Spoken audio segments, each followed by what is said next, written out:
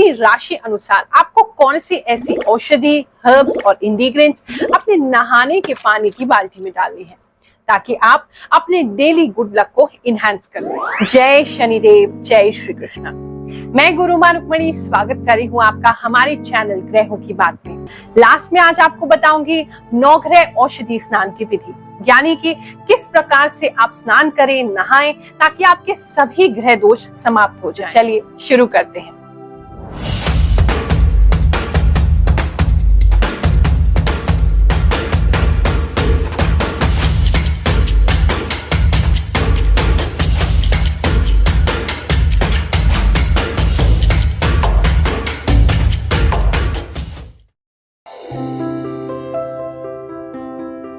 तो चलिए दिखाती हूँ आपको कि नहाने के पानी की बाल्टी में आपने रोजाना क्या मिलाना है ताकि आपका डेली पूरा दिन लकी हो जाए। अगर आपकी राशि वृश्चिक राशि है, यानी कि स्कॉर्पियो राशि है, या फिर आपके नाम का प्रथम अक्षर इनमें से किसी एक अक्षर से प्रारंभ हो रहा है, आपने नहाने की पानी की बाल्टी में दो प्रकार की चीजें मिलानी है। सबसे पहली है औषधि। मैं आपको 2-3 ऑप्शंस दूंगी, उनमें से कोई सी भी औषधि आप मिला सकते हैं। दूसरा मिलाना है आपने एरोमा ऑयल, जो एसेंशियल ऑयल होता है, यानी कि जो फूलों से जो रस निकाला जाता है, वो एसेंशियल ऑयल इस प्रकार की बॉटल में आता है। 2 से 3 ड्रॉप आप डेली उसका यूज कर सकते हैं। औषधि में आपने यूज करनी है जटामासी। अब जटामासी थोड़ी सी रेयर हर्ब होती है, शायद आपको ना मिले, उस केस में आप यूज कर सकते हैं लाल चंदन का। और एरोमा में यानी कि सुगंधी में आपने जो यूज करना है वो है जो रोजमेरी होता है, गुल मेहंदी भी कहते हैं। वो ना मिले तो गुलाब का ऑयल भी यूज कर सकते हैं, या फिर इसके अलावा चंपा भी आप यूज कर सकते हैं। आप लाल चंदन जो पाउडर है पाउडर की फॉर्म में लें, थोड़ा सा लाल चंदन अपने नहाने के पानी की बाल्टी में मिला। एरोमा ऑयल जो है आपने उसको लेना है और उसको लेकर के आपने अपने नहाने के पानी की बाल्टी में 2-3 बूंद इसके डाल लेने हैं। नहाते समय हमेशा ही पैरों से स्टार्ट करें। सबसे पहले अपने दोनों पैरों पे पानी डालें, अपनी थाइस पे पानी डालें, उसके बाद पेट पर, छाती पर, हाथों पर और लास्ट में अपने सर पर पानी डालें। इससे हार्ट अटैक का खतरा और ब्रेन स्ट्रोक का खतरा नहीं रहता है। अब इसके पीछे भी रीजन समझ लीजिए। आपने बहुत सारे बुजुर्गों को ऐसे कहते हुए सुना होगा या ऐसी खबरें सुनी होगी जहां पर नहाते समय उनका पैर फिसल गया। वो इसलिए होता है क्योंकि जब हम नहा रहे होते हैं, ब्लड फ्लो है जो कि ऊपर से नीचे को जाता है, उसमें हैम्परिंग होती है, यानी कि सीधा सर पे पानी डालने से आपके क्लॉट्स भी जम सकते हैं। इसलिए heart attack, brain stroke, brain haemorrhage, चक्कर आना, नमनेस फील होना, पैरालिसिस होना, ये सारी चीजें पॉसिबल हैं। तो आप हमेशा ही पैरों से स्टार्ट करके फिर लास्ट में सर से स्नान करें। मैं रहने वाला एतमादपुर आगरा जिला का हूँ। अब मैं यहाँ दिल्ली में रहता हूँ। जब से हम बहुत परेशान थे, जब से गुरु वहाँ से जुड़े हैं, जब से हमारी सभी समस्याएं धीरे धीरे समाप्त हो रही हैं। गुरु माँ का दरबार निःशुल्क दरबार है, 1 रुपया भी किसी से कोई फीस नहीं ली जाती। जो भी व्यक्ति आता है उसकी जन्म कुंडली देखकर गुरु माँ। मेरा नाम महेश चंद्र गुप्ता, मैं तिलक नगर ख्याला से आया हूँ, नई दिल्ली से। मैं अपना मकान के चक्कर में आया था, मेरा मकान बेचना था। गुरु माँ ने जो बताया उस हिसाब से मेरा मकान बिक गया।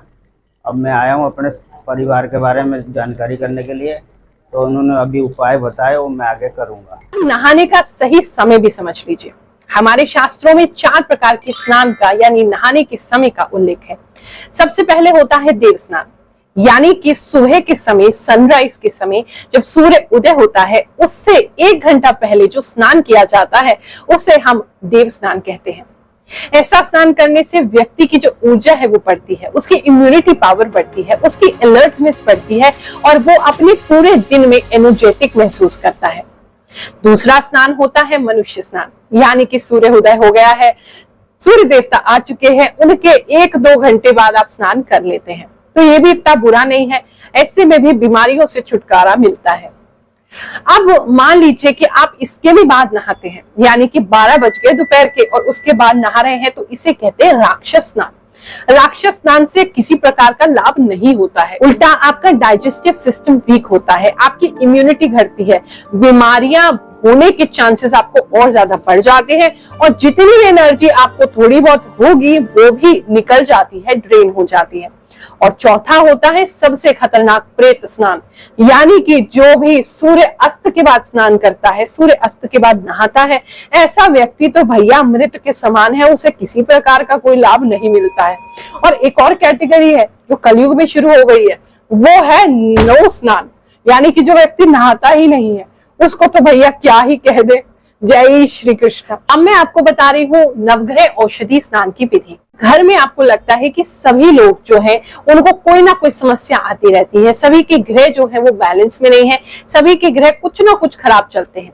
तो ऐसी स्थिति में हमें नवग्रह औषधि स्नान करना चाहिए।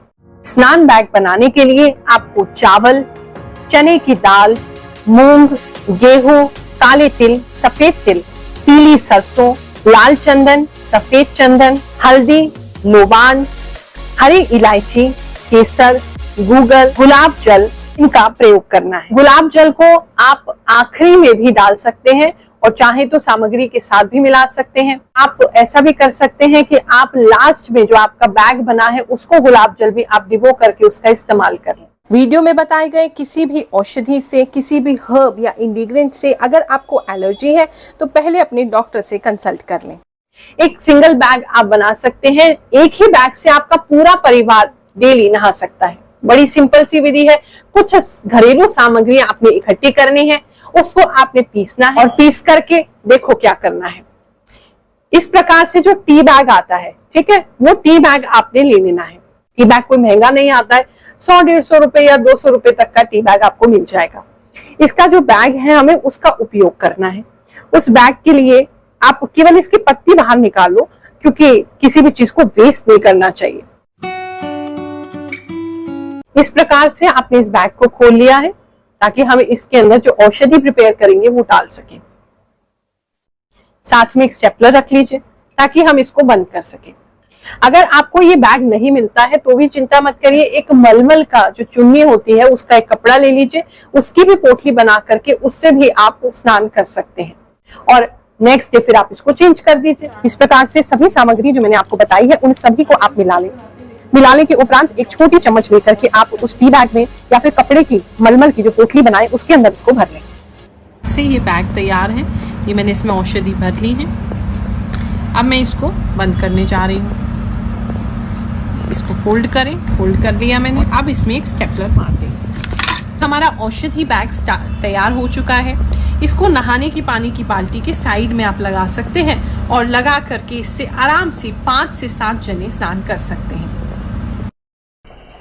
औषधि स्नान को आप कम से कम 43 दिन जरूर करें और चाहे तो डेली रूटीन में भी आप इसे फॉलो कर सकते हैं, यानी रोजाना इस औषधि स्नान का प्रयोग कर सकते हैं। आप सभी को आशीर्वाद देते हैं, ईश्वर आपकी सभी मनोकामनाएं पूर्ण करें, आपके जीवन में सुख शांति बनी रहे, ऐसी कामना करते हुए आपको आशीर्वाद देते हुए आज के वीडियो को यहाँ समाप्त कर रहे हैं। फिर से मुलाकात करेंगे आपसे अगले वीडियो में। जय शनिदेव, जय श्री कृष्णा।